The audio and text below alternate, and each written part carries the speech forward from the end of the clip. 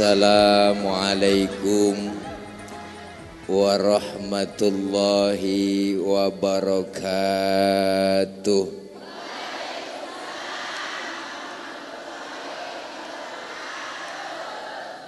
Bismillahi walhamdulillah. Alhamdulillahilladzi khalaqal mauta rahatan lil mu'minin. Wassalatu wassalamu ala asyrafil anbiya'i wal mursalin Sayyidina wa habibina wa syafi'ina wa maulana Muhammadin wa ala alihi wa sahbihi wa barik ajma'in, amma ba'du. Para ibu hadirat yang saya muliakan dan para pemirsa Kompas TV di mana saja Anda berada. Bu, tema kita hari ini ingat mati. Semua kita pasti akan mengalami yang namanya kematian. Mati nggak kenal kaya, nggak kenal miskin, nggak kenal tua, nggak kenal muda, nggak kenal tinggi, nggak kenal pendek, nggak kenal gemuk, nggak kenal kurus. Semua pasti bakal mati. Kaya mati, miskin, gemuk mati, kurus.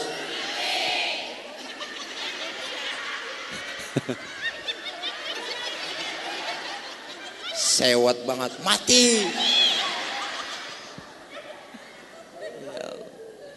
Ini apa yang mesti kita siapkan menghadapi kematian? Karena seseorang manusia siapapun dia, makhluk apapun yang ada di dunia ini, jelas Allah nyatakan dalam Al-Quran, semua yang bernyawa pasti mati. Kullu nafsin dha'iqatul maut. Semuanya kita pasti kematian bakal datang. Maka apa yang kita persiapkan? Tidak lain amal soleh yang kita laksanakan di dunia ini. Orang yang suka berbuat amal soleh, berbuat kebajikan, dia sering ibadah, taqarrub kepada Allah, sering berbuat amal soleh. Yang model begini insya Allah bakal mendapatkan mati husnul khatimah. Israel ketika datang mau mencabut nyawa orang itu, laporan kepada Allah, ya Rob, mohon maaf, orang ini saya mau cabut nyawanya. Dari mana saya cabut nyawanya? Orang ini sering berbuat amal soleh. Kata Allah, cabut nyawanya dari mata. Dicabut dari mata ternyata berat. Oh, dilihat waktu hidupnya matanya sering nangis di keheningan malam, sering sujud munajat kepada Allah, nangis di keheningan malam, nangis dia sering SLJJ, sambungan langsung jarak jauh sama Allah. Tengah malam dia nangis tahajud. Ibu sering nangis tengah malam? Sering nangis? Sering nangis? Nangis ngapa? Gak punya duit. Ya Allah. Ya Rob, dari mata gak sanggup saya cabut nyawanya. Cabut dari tangan. Dicabut dari tangan ternyata berat. Oh, dilihat tangannya sering berbuat amal soleh, sering sodako, tangannya pemurah. Israel gak sanggup, tangannya sering berbuat amal soleh, gak pernah pelit, gak pernah medit, gak pernah koret, gak pernah butut gasiran, gak pernah pantat kuning. Tuh orang kalau udah pantat kuning udah parah. Nyeduh kopi ampasnya dijemur lagi. Ada di sini begitu ada. Na'udzubillah min. Ya Rob, dari tangan gak sanggup, dari kaki cabut. Ternyata dicabut dari kaki berat. Oh, dilihat kakinya sering melangkah ke tempat yang baik, sering datang ke majelis taklim. Makanya 40 hari sebelum kita mati, Israel udah ngetes. Dites lewat kaki. Itu yang sering rematiknya angot, encoknya sering kumat, asam uratnya sering kambuh. Israel lagi ngetes. Tarik, lepas lagi. Ditarik, lepas lagi. Bebek, di sini saya yakin masih banyak yang kesemutan. Israel lagi ngetes. Bu. Ya Rob, dari semuanya nggak sanggup saya cabut nyawanya. Kau Israel masuk ke sorga. Di sorga ada pintu, yang di depan pintu sorga ada kalimat La ilaha illallah Muhammadur Rasulullah. Bawa, tempelkan di depan orang yang lagi sakaratul maut. Dibawain nama Israel sambil menghembuskan napas terakhir. Dia tersenyum sambil membaca La ilaha illallah Muhammadur Rasulullah. Meninggal dalam keadaan husnul khatimah. Amil panggilin, mandi nama Amil, diguyur, digebegin pakai baju air, gebegin badannya pakai sabun. Meninggal dalam keadaan husnul khotimah, dibungkus pakaian putih, rapi, cakep. Yang takziah banyak, alhamdulillah. Tapi sebaliknya orang waktu hidup di dunia nggak pernah berbuat amal soleh. Dikasih nikmat panjang umur, rumah dekat masjid kagak pernah nginjak masjid, rumah dekat musola kagak pernah nginjak musola, sama pengajian rada gedeg, sama ustadz rada benci, pelit mata tanggamu saudara. Yang model begitu Israel perintahkan oleh Allah, hai Israel, kau cabut nyawa orang itu yang gak pernah berbuat amal soleh. Dari mana ya Rob? Cabut nyawanya, jadiin satu, dari mata, dari tangan, dari mulut, dari kaki, ditarik, berubul. Saking sewotnya Israel, tangannya bercengkrong, mulutnya mangap, lidahnya keluar.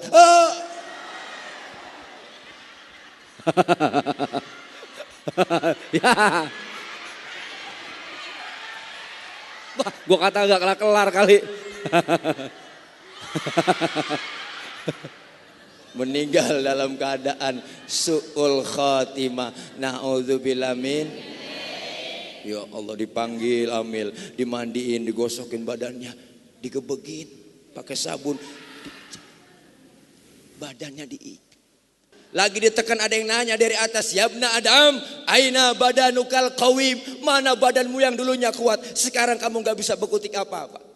Dikorek mulut kita, lenderanya dikeluarin supaya fasih menjawab pertanyaan munkar nakir. Ada yang nanya dari atas, Yabna Adam, aina lisanukal fasih, mana lidahmu yang dulunya fasih, sekarang gak bisa berkutik apa-apa.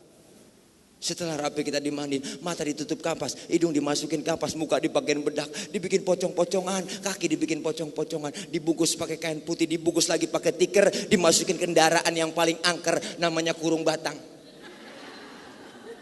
Siapa masuk pasti mati, belum pernah gagal. Ini kendaraan paling aneh, supirnya banyak, penumpangnya satu. Digotong kita bismillah wa ala millati rasulillah, subhanallah walhamdulillah wa la ilaha illallah wallahu akbar, subhanallah walhamdulillah mati bu. Yang nganter ke kubur tiga, ahluhu wa maluhu wa amalu, harta, amal, keluarga, nganter semuanya. Sayang 1000 sayang, yang 2 balik pulang. Keluarga nggak ada yang menemenin. Suami kita yang katanya sayang banget, cinta banget, waktu pacaran berjanji dibuat tiang listrik. Apalah artinya hidup ini tanpa dirimu bang? Ternyata ketika kita meninggal dunia, suami kita nggak mau ngikut ke dalam kubur. Suami kita sedih paling 7 hari, dapat sebulan udah bisa nyanyi. Barulah 1 bulan diriku ditinggalkan, aku sudah tak tahan lihat kesian. Ya Allah, ya Tuhan, hindari godaan setan. Setannya kemari bu. Bu, tuh. Yang ngikut ke dalam satu amal kita, malaikat munkar nakir datang. Sebelum munkar nakir nanya, malaikat rahmah ngomong dalam kubur, uktubil hasanah, tulis amal kebajikanmu semua. Nggak punya pulpen malaikat, pakai telunjukmu. Nggak ada tintanya malaikat, pakai ludahmu. Nggak ada kertasnya malaikat, sobek kain putihmu, tulis amal kebajikan kita semua di kain putih. Kita tulis amal kebaikan kita semua. Rapi pergi malaikat rahmah, munkar nakir datang nanya. Munkar nanya duluan, kagak bisa ngomong, lengket mulutnya. Mau maksudnya marobuka.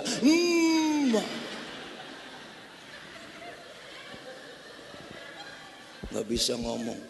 Nakir nanya di belakang, ngapa Kar? Au nikir. Dia boleh bu, CS-nya karkir aja boleh. Gantian kir, nakir nanya, iya Kar, sama. Nakir dan munkar gak bisa nanya. Pergi malaikat munkar nakir ngadap kepada Allah. Ya Rob, mohon maaf, orang ini baru pindah dari alam dunia ke alam barzah. Tidak lain saya tanya gak pernah ngomong, gak bisa jawab. Pertanyaan saya gak bisa keluar dari mulut. Lengket, lihat. Ternyata orang itu amalannya banyak, sering berbuat amal soleh, berbuat kebajikan, catatannya banyak di kain putihnya. Malaikat kata Allah, jangan lu tanya, udah masukin aja ke dalam surga. Alhamdulillah. Oh, malaikat datang, ntar dulu malaikat. Ya Rob, jangan masukin ke surga dulu. Bu bidadari datang nyamperin, bidadari nyamperin datang dalam kubur. Saya mau nemenin dalam kubur dulu. Kita bingung dalam kubur temen sama yang cantik, sama yang bagus, sama yang ganteng, sama yang perkasa.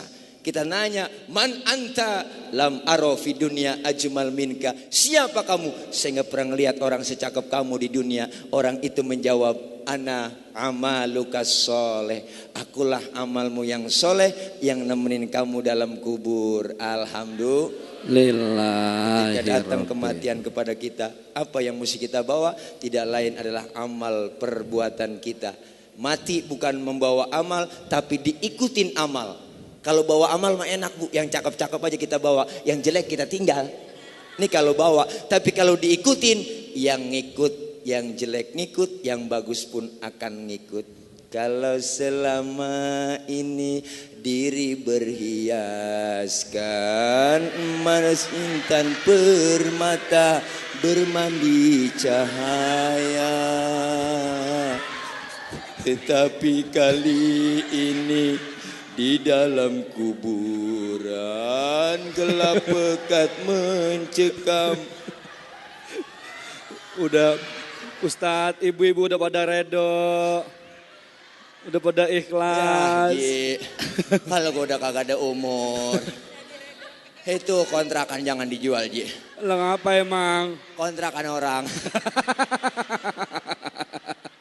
Kontrakan orang mau dijual. Ya udah Kiai, ntar kita lanjut lagi. Aduh, ibu-ibu ini pada nahan.